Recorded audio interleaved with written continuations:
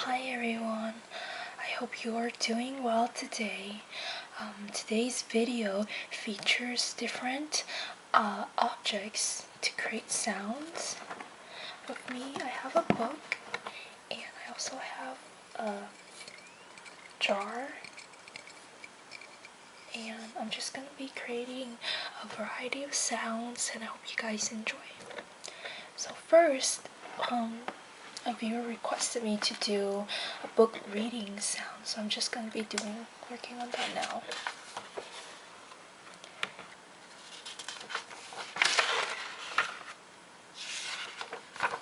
And this book is called Historical Anthology of Music by Women.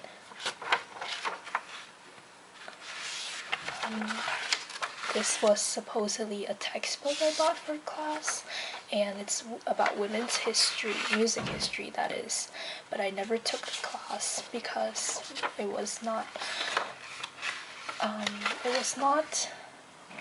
did not fit my schedule. So, I'm just gonna read you some parts, and I'll just start with a preface or preface. I don't know how to say it actually. Okay, I'm just gonna be whispering. When a historical anthology of music by women appeared in 1987, it contended with uneven previous research and a very limited discography of women's works. The authors of essays, many significantly updating their contributions now, performed spade work on music as yet little explored. Most works had to be recorded for the accompanying recordings for the first time. Virtually experimental recordings had to be republished. Scores require acceptance in the unequal state found at the time, and some eminent composers, Barbara Strozzi was notable, could not be represented because no usable modern score existed. I'm just gonna flip through pages and read random excerpts of this textbook.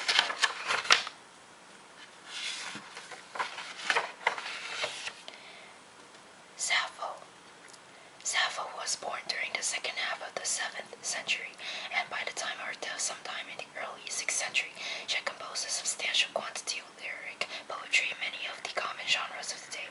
Her fame as a poet and musician was so great that she became known to be as the 10th muse. Sappho probably lived in Mytilene on Lesbos, an island just off the western coast of modern-day Turkey, until she was exiled to Sicily around the turn of the century. In late antiquity, her poetry was collected in 9 books, corresponding to the various meters she employed.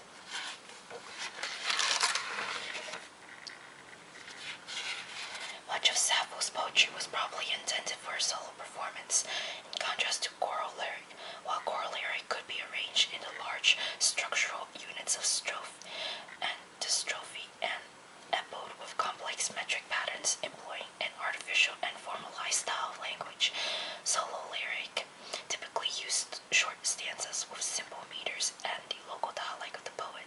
Thus, Sappho's poetry written in Eleoic dialect was later described.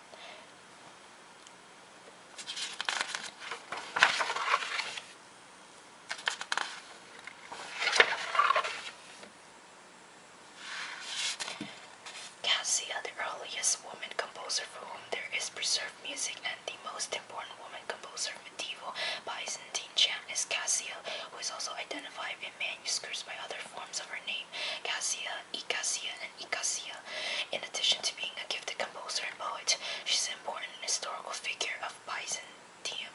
According to the chronicles of the Byzantine Empire, Cassia, a beautiful and highly educated woman, was brought to the bride show of Emperor Theophilos, where he would select his bride to be with the token of a golden apple.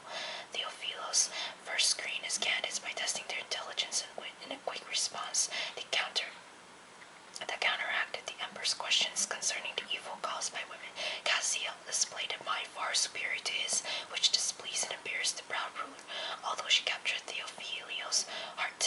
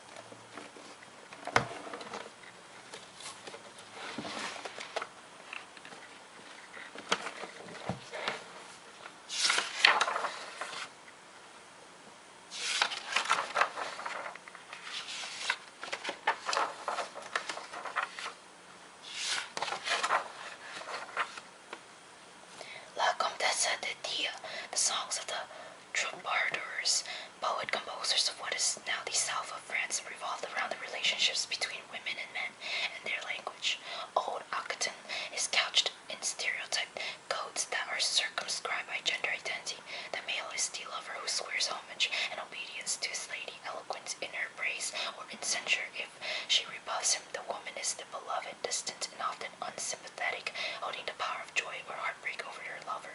An overwhelming majority of the roughly 2,500 extant songs of the troubadours are voiced by the man, so if a woman speaks, she does so in words created by a male author.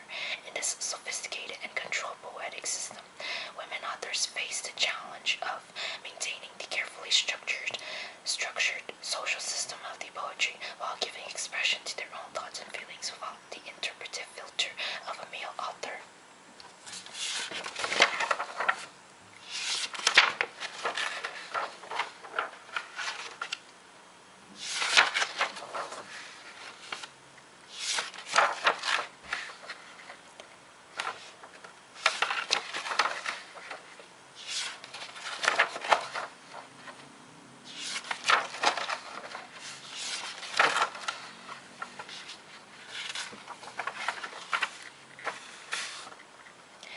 Anne Boleyn, the unfortunate second wife of King Henry VIII of England, may very well have been a composer of early biographical sketches of her life proclaim. Although no work has been proven to be by her hand, the lack of documentation has not deterred the imagination of composers and writers, and Anne has been linked with music in various ways ever since her execution on May 19, 1536. She was the subject of Ippolito. So a lot of like names that I don't know how to pronounce.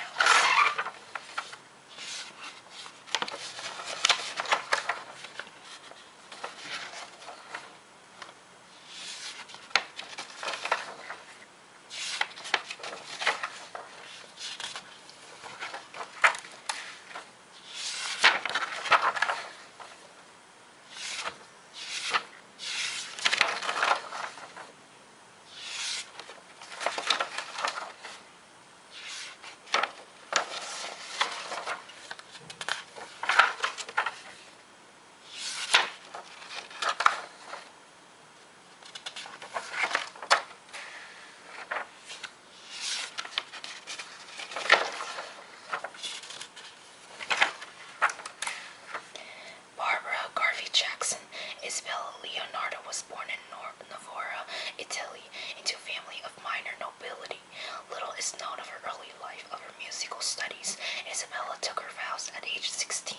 She and some of her sisters were nuns in the convent of Santa Orsola in Novara. Isabella may have been a student of Gasparo Casati, chapel master of the Novara Cathedral from 1635 to 1641, since her earliest known compositions appeared in a volume of Casati's Sacred Consenti in 1640. From the prefaces entitled Pages of the Early Volumes of Music she subsequently published, it appears that Isabella served her order as an administrator madre, mother superior by 1686, madre vicaria in 1693, and consigliera counselor in her last years. In a document of 1658, her duties are given as music teacher, clerk, and madre in the congregation. Since the Ursulines were a teaching order, it is possible that there was a school attached to the convent, but little is known of either the institution or its musical life. Many records were probably lost when the convent was closed in 1811.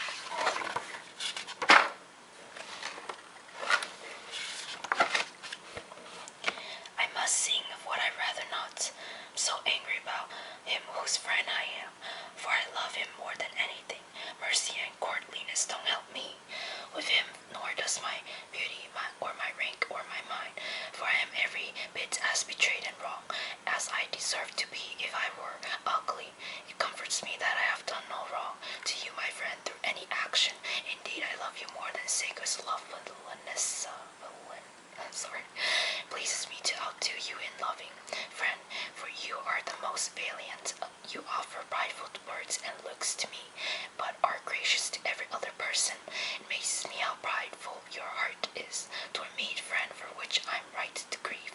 It isn't fair that another love take you away because of any word of welcome I might give you, and remember how it was at the beginning of our love. May the Lord God not allow our parting to be any fault of mine. The great Lord that dwells in your person, the high rank you have, these trouble me, for I don't know a woman far or near, who if she wished to love would not turn to you, but you, friend, are so knowing. You surely ought to know the truest one. And remember what our agreement was. My rank and lineage should be of help to me and my beauty, and still more than my true heart. This song let it be my messenger, therefore send it to you out in your estate. And I would like to know, my fine fair friend, why you are so fierce and cruel to me. I can't tell if it's from pride or malice. I especially want you, messenger, to tell him that too much pride brings harm to many persons.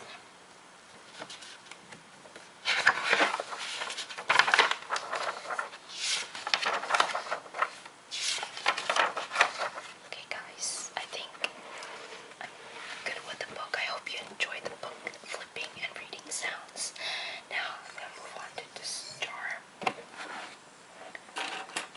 Some jar-based sounds.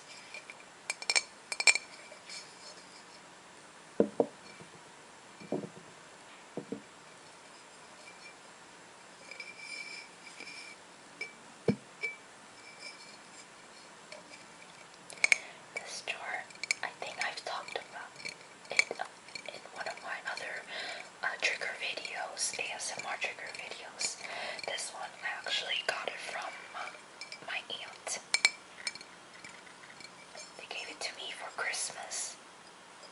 It has like some Chinese stamp on the back, so I guess it's pretty legit.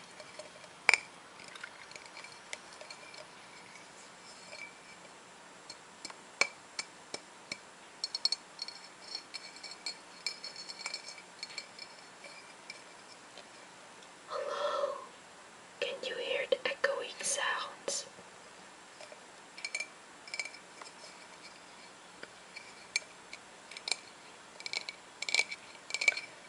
Echoing sounds, echoing sounds.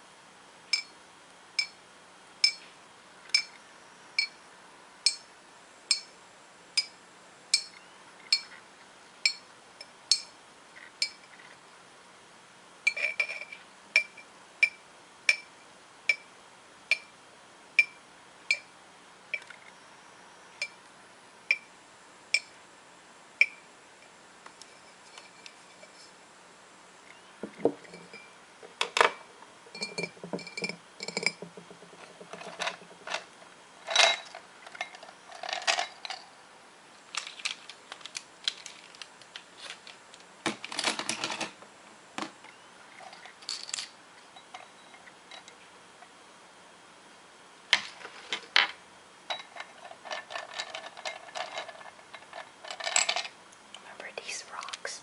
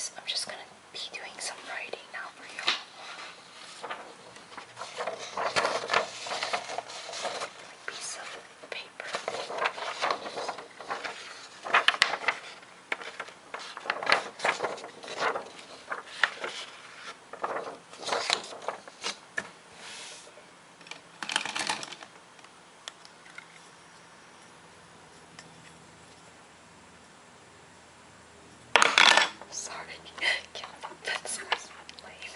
Okay.